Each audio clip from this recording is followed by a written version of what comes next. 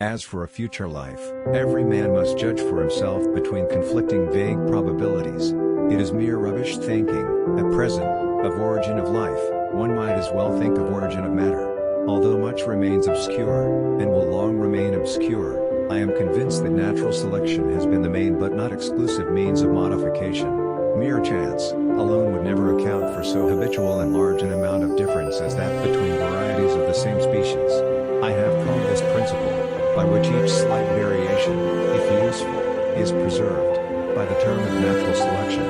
From the first dawn of life, all organic beings are found to resemble each other in descending degrees, so that they can be classed in groups under groups.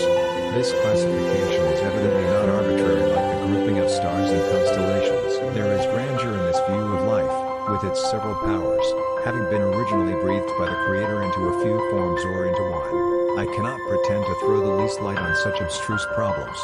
The mystery of the beginning of all things is insoluble to us, and I for one must be content to remain an agnostic.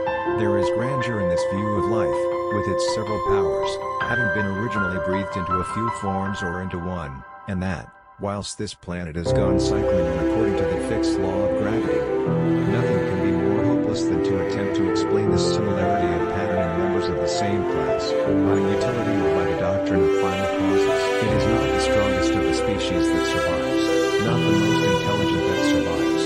It is the one that is the most adaptable to change. Great is the power instead of misrepresentation, but the history of science shows that fortunately this power does not long endure. At some future period, not very distant as measured by centuries, the civilized races of man will almost certainly exterminate, and replace the savage races throughout the world. One general law, leading to the advancement of all organic beings, namely, multiply, vary, let the strongest live and the weakest die. It seems to me absurd to doubt that a man may be an ardent theist and an evolutionist. I have never been an atheist in the sense of denying the existence of a God. Ignorance more frequently begets confidence than does knowledge. It is those who know little, and not those who know much, who so positively assert that this or that problem will never be solved by science. Man has an instinctive tendency to speak, as we see in the babble of our young children. But no child has an instinctive tendency to bake, brew, or write. I am not apt to follow blindly the lead of other men.